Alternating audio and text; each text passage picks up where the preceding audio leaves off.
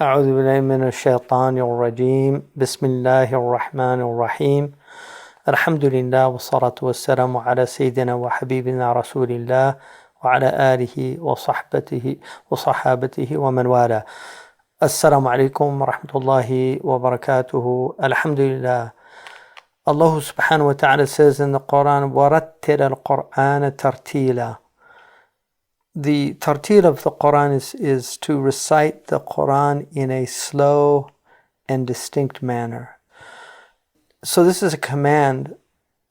The Qur'an tells us that the Prophet ﷺ was commanded to recite the Qur'an. It's one of the commandments of Allah subhanahu wa ta'ala to the Prophet, أَنَا أَتْلُوَ الْقُرْآنَ, to recite the Qur'an. And tilawa is الَّذِينَ يَتْلُونَ كِتَابَ اللَّهِ حَقَّ تِلَاوَتِهِ, those who recite the Qur'an properly.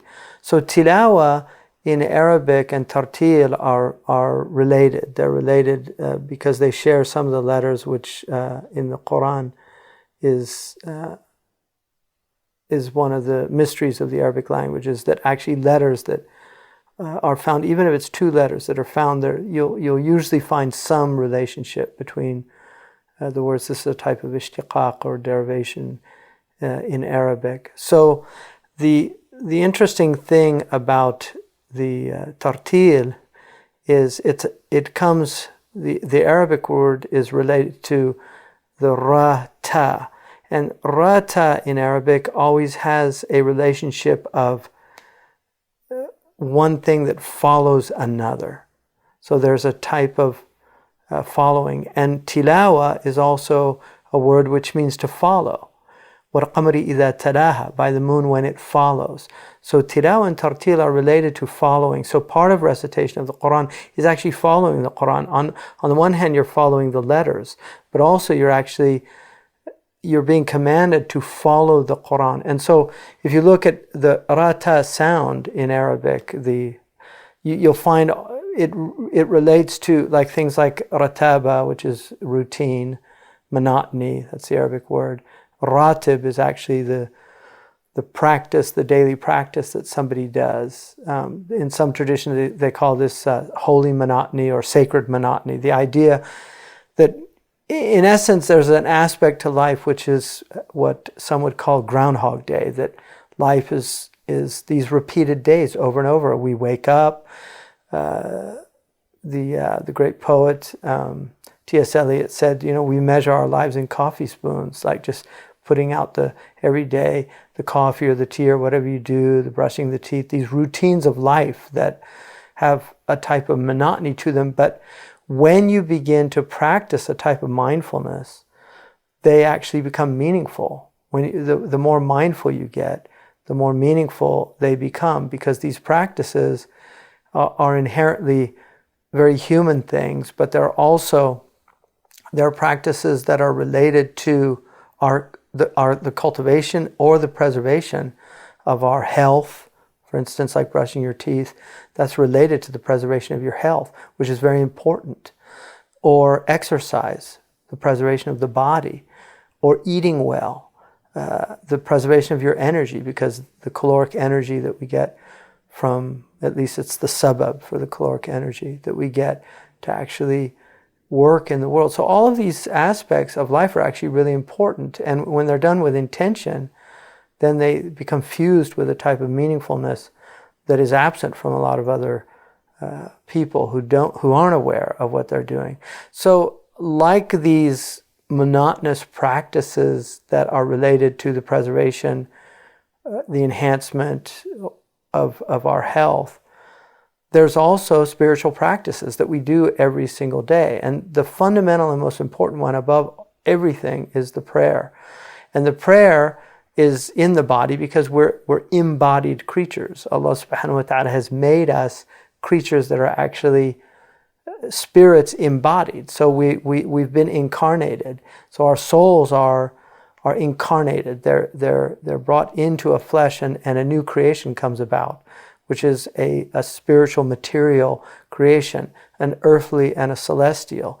So the terrestrial component, which is the mud and the water that we're made of, and then the celestial component, which is the spirit and the consciousness, or the mind itself, so that we have this this extraordinary spiritual component, which is our mind, the ability to think. And thoughts are a great mystery.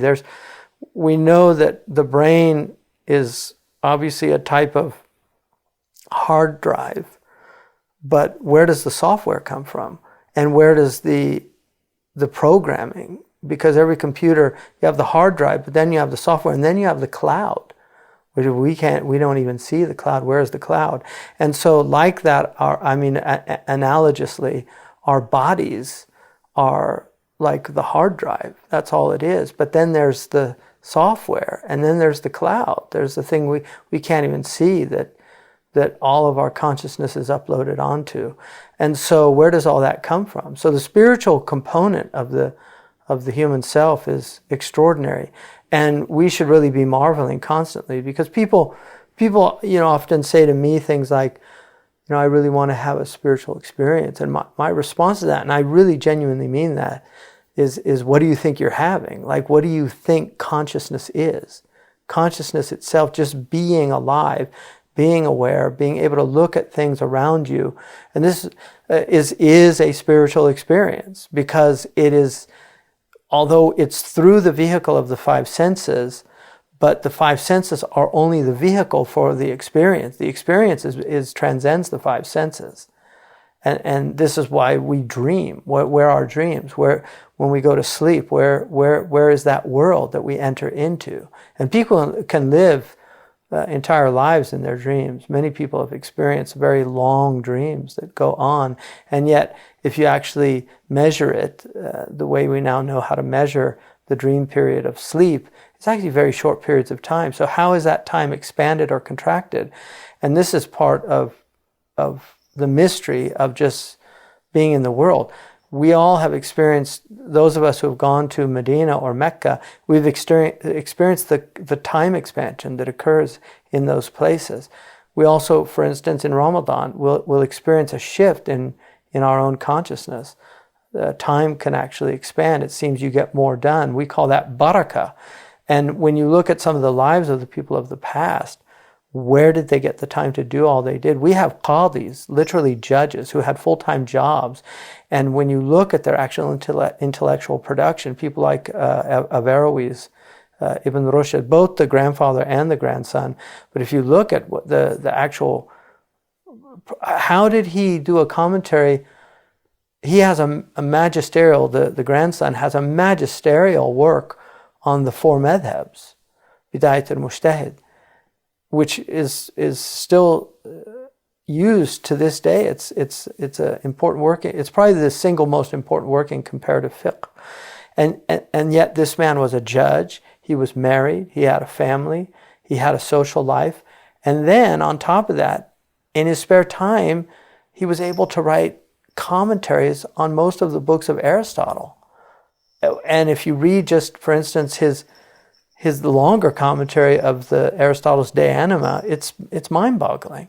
How could one man, know so much, but how could he produce so much in a lifetime? Or if you look at somebody like Fakhruddin al-Razi, how did he do this? One of their secrets is that they really understood the routine nature of life. It's interesting that routine has ra and ta in it. So even in our English language, the rata has that sound. Well, I'll tell you a really strange thing, that because when I was studying this, what's called the ilm al-huruf, which I've always been, since I found out about it at least, been fascinated by it. But I used to go through Hans Wehr and look at these different, when I would find out, it's called usul. Like you have usul al-lugha, which are the triliteral roots, but then you have what's called uthul with a tha, which are the diliteral roots. So those are the roots that have two, and then the third one nuances it. So for instance, you have something like nafasa, so you have nafa, which relate to some kind of blowing, and then you have nafasa, which is breath, nafas, and then you have, for instance, and also nafas is related to blood, and we know now that oxygen, the blood is what oxygenates our body. So in essence, the blood like brings the wind throughout our body. But then you have like nafathati fil uqad. So the tha then is like another blowing. It's like to blow like a wind. And then you have nafaha, which is stronger than nafatha. And then you have nafakha, so the nafkha is the blast of the trumpet. So that's nafa. And so the same, you have rata. So you have like rataba, which is like a routine, something that you do. But I came across this really interesting word, rata'a. Like rataja is to lock something. And I was wondering about that, and then I realized, because it has to do with a sequence of things. So I realized actually that when you lock something, there's a sequence to traditional locks. You have to pull and then move over and slide the lock itself. So there's actual sequence. But the one that struck me was rata'a, which means to graze, like goats grazing, yarta'u. And I was wondering, is there a relationship? And so I actually looked up how goats graze, and I was stunned to find out that they actually first eat the tops, and then they move, and then they come back and do the middle, and then they move, and then they go back and do so there's an actual sequential, the way they eat grass is done sequentially. And so it's actually, and obviously, these are miraculous qualities of the Arabic language. So the point, I went off on a digression, but my point is that you have, in the Arabic language, you have these extraordinary semantic fields. So the point I was making essentially is that you have this monotony. You have this routine, rataba in Arabic. And you have these daily opportunities. What you do with that daily opportunity is exactly where your free will comes in. You choose. Each one of us chooses how we're going to use this day. And even though we make our plans, we also have to always include the very real possibility that God has other plans. In fact, Ibn Ata'illah says that the fool wakes up in the morning and says, what am I going to do today? And the wise man wakes up in the morning and says, what is God going to do with me today?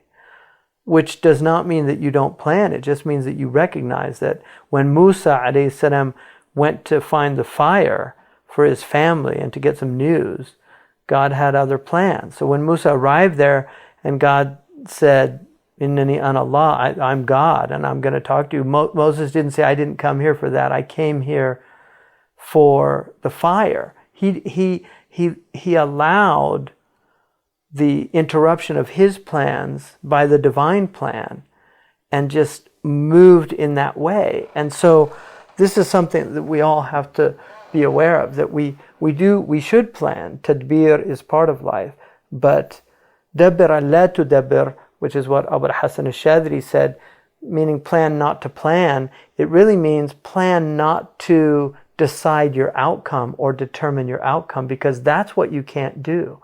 Only Allah can do that. And so each day we have this extraordinary opportunity to do something with our lives, to hone our souls, to move towards a more perfect state. And this is essentially at the heart of what life is. I was once, I had the opportunity to have dinner with the great South American writer, Paulo Coelho, who wrote The Alchemist. And we had an interesting conversation where he asked me what I thought the purpose of life was. And I told him, in my estimation, the real fundamental purpose of life is preparation for death. And he told me he had a really hard time accepting that. And he said it has to be more than that. And I said, well, I think that the fact that in each moment we are literally on the doors of infinity, that there's not a moment of your life, there's not a breath that you take, there's not a heartbeat that occurs in your body that does not hold within it the possibility of being the last that you take or the last that occurs. And because of that, you're on the threshold of infinity, because we are eternal beings. We were created, but we were created for eternity.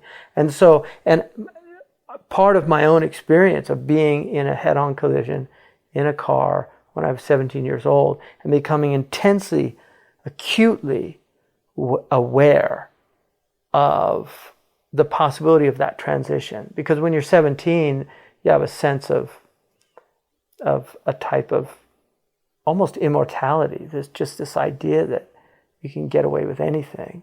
And that's why so many young people have tragic deaths, because they just don't really put death into the equation of life.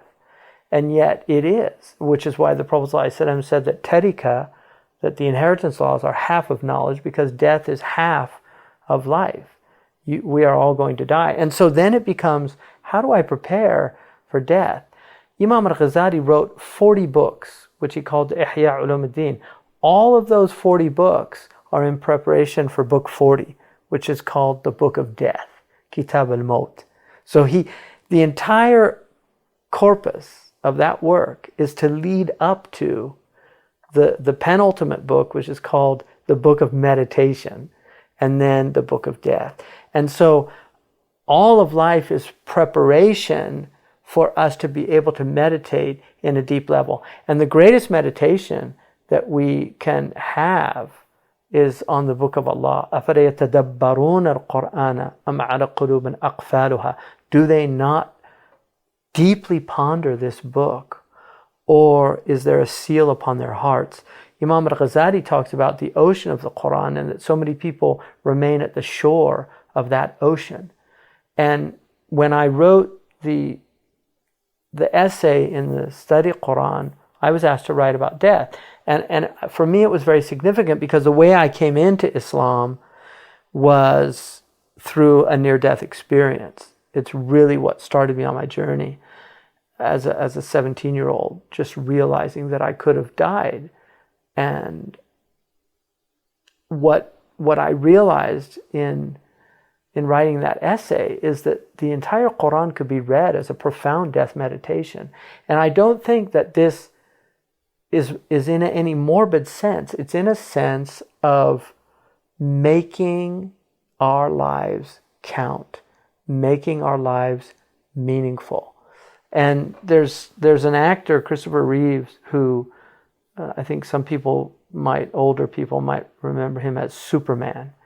And he's a very talented man. He was an accomplished musician and other things, but he was also a very committed athlete, and he trained on horses. And one day his horse balked and before a jump. And when a horse does that, it's very dangerous for the rider, because they can go head first. And he literally went head first and broke his neck. And I saw him in an interview, and the woman asked him, like, how was he able to have this attitude that, projected a type of positivity about his condition? And he said that he realized when this happened that there were two ways to view it. One, that it was meaningless, in other words, absurd. And the other, that it was meaningful. And that's a beautiful word, meaningful, which literally means full of meaning. And so that's what he chose. And that's where free choice comes into it, is to see what happens to us. It's our responses to what happens to us which distinguish us amongst people. And so whatever happens to you, whatever God sends to you, whatever He thrusts upon you, how you respond to that is going to determine the metal of your very being. It's going to determine who you are, and whether you're worthy of the mantle of being this rational, intelligent creature that God has created for the solitary purpose of knowing in a fully conscious way your Creator. That is a stunning proposition, that this is why we were created. And so to squander this extraordinary opportunity that we were given, which is about 60 to 70 years for most of us. The Prophet ﷺ said, أَعْمَارُ أُمَّتِي مَا بَيْنَ السِّتِّينَ وَسَبْعِينَ. The vast majority of my ummah, which includes the Muslims and the non-Muslims. So his ummah is not just the Muslims, it's the Muslims and the non-Muslims, because he was sent to the last phase of the human beings. He's the only prophet that we know of that was sent to all of humanity. All the other prophets were sent. I mean, Adam obviously was sent to all of humanity that existed at that time, but the prophet is unique in that he was sent to all of these diverse peoples, all of the different races, the different ethnicities, also the different capacities. He was sent to the philosophers, and he was sent to the peasants, and he was sent to the poor people and the rich people, and he was sent to the Arab and the non-Arab.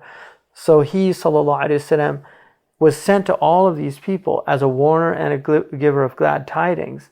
And so he said, the majority of my people live between 60 and 70 years, which is pretty consistent with what we know with modern science now. So you have between 60 and 70 years, the majority of us. Some of us will die before that, and others will live beyond that, but not much, 10, 20, 30, maximum maybe 40 or 50 years beyond that. I mean, I think the oldest person was 122 recently. So the opportunity that you have is not a lot of time. It's about 20,000 days. It's just not a lot of time. And so each day becomes in this holy monotony of just doing the work, doing the practice, doing the things that God has given us to do. And one of the most important ones is reading the Qur'an on a daily basis and really doing one's best to focus and to concentrate on the book. And although the translation in no way can ever convey the power of the Arabic embodiment of the meanings. It just simply can't. And I say that as somebody who knows English relatively well and who knows Arabic relatively well. I just cannot emphasize enough the fact that the impoverishment of translations, the inability of the translation, and I would argue in any language, simply because of the extraordinary richness of the Arabic vocabulary, of the syntactical possibilities of the Quranic structures, but also the newness of the Arabic language. The fact that the Quranic language in and of itself is an entirely new type of language. So, but despite that, if one does not have Arabic, one should at least attempt to learn it devotionally, to be able to recite it, and then just to take a portion of it each day and to try to look into the meanings from whatever translations that you can find, as long as they're good ones. So that is, I think, one of the most important practices that one can do every day. And I'm always bewildered by people that have a lot of awrad, and yet they don't have a serious wird from the Qur'an. Like, I would put the Qur'an before any awrad. And the teachers that I've had, like Murabt al-Hajj, لم يفتر لسانه عن ذكر الله, and his dhikr was the Qur'an. He just, mashallah, he constantly recited the Qur'an. Shaykh Abdullah bin Bayya, I've spent many a good deal amount of time with him, constant recitation of Qur'an, constantly, and also constantly coming upon new meanings. I mean, I had a really extraordinary, and I'll conclude with this. I had a very extraordinary experience the other day, because I had this little makeshift sundial, and I fortunately, where we live in California, there's a lot of sun, and Murabt al-Hajj always measured every single day when the sun was out. He always measured the shadows to determine the prayer times every single day. And there's a hadith in al-Hakim radiyallahu anhu that says that the best of the servants of Allah, خير عباد الله الذين يراعون الأهلة والأذلة ذكرا لله, that the best of the servants of God are those who are constant in their vigilance of monitoring the shadows and the new moons as a way of remembering God. And these are the mu'adhinun, the people that call people to prayer. So traditionally, that's how they did it. They would measure the shadows. And so he did that every single day, and he taught me how to do that, rahimahullah.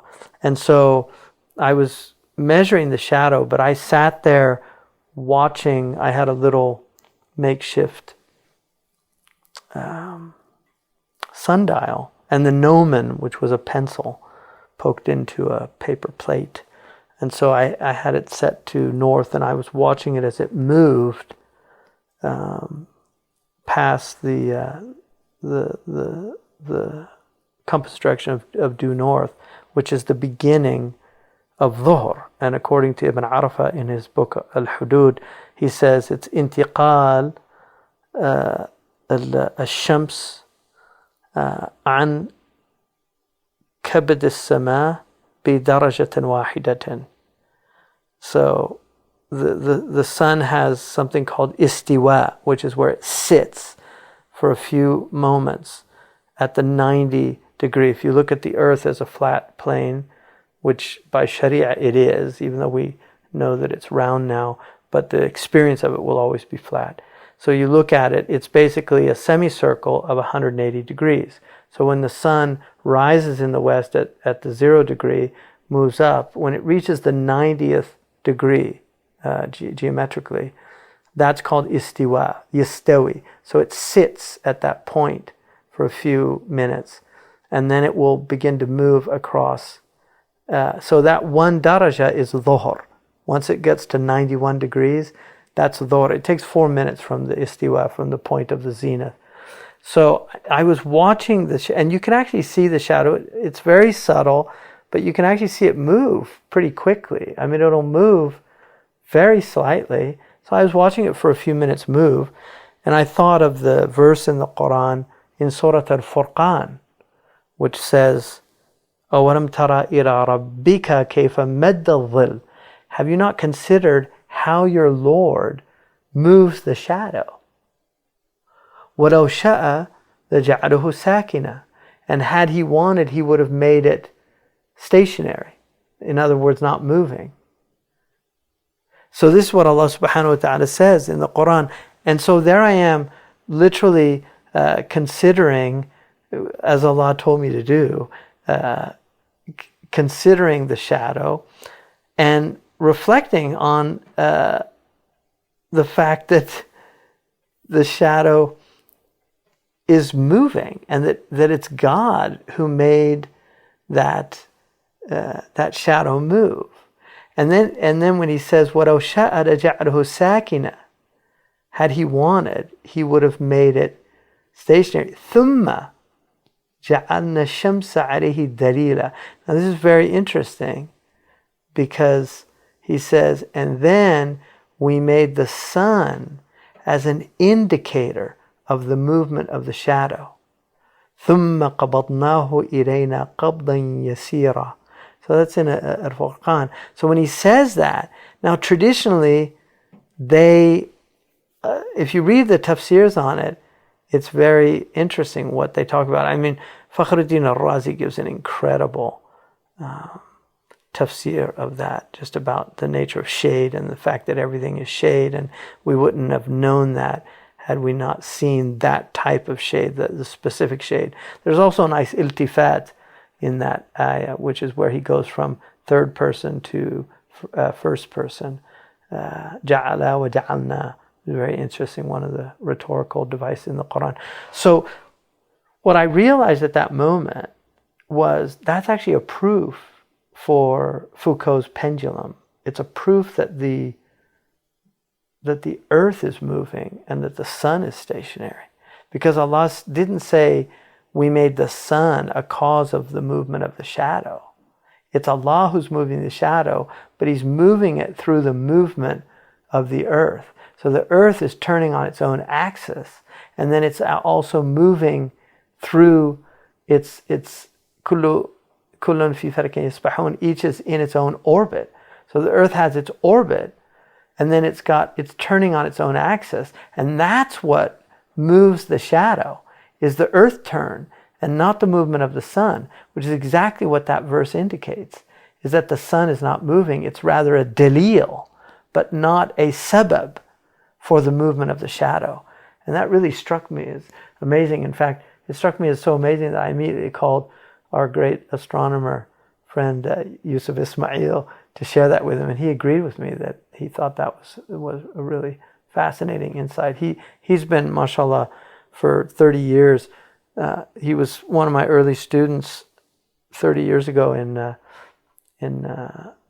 he, mashallah, he's a very brilliant scientist. So he studied at Stanford and did a PhD there in engineering. So he's always been interested in nature, but he learned how to do the sacred timekeeping, and then he was very influenced by Sheikh Khatri, the Mauritanian scholar that we had here for that period. So he started actually learning how to monitor the moon, and he's been doing it consistently. I think he's probably now one of the most knowledgeable people about sacred timekeeping, particularly about the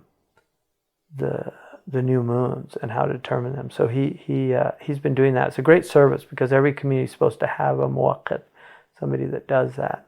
So he also teaches geometry at Zaytuna College. So the students actually learn how to do these things. They make sundials and they learn how to determine sacred timekeeping.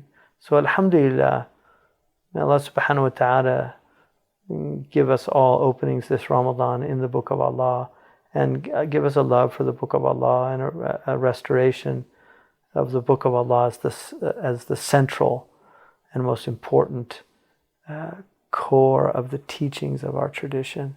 The Prophet ﷺ's miracle is the Book of Allah, and he was sent to teach us the Book of Allah through his sunnah.